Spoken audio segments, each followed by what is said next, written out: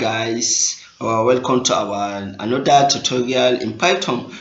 Today we are going to learn how to accept user inputs and add a true number to print our answer. Let's go through this. In our previous video we learned how to add two numbers and display on our console. The thing we are going to do when we declare a variable, we are going to call this variable, let's say bracket input. When we say input, let's say enter first name, enter first number. But before we are going to declare our data type, let's say it is init. The next thing we are going to say init input bracket enter the second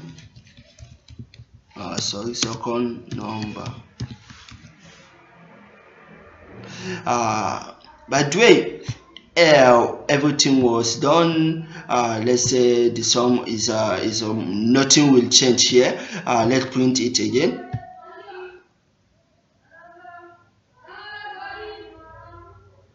Our program was successful. Let's try this. Let's say 20. Enter second number. Let's say 30. Mashallah, it said the sum of 20 and 30 is 50. Let's correct this. We have to put this and let's try it again.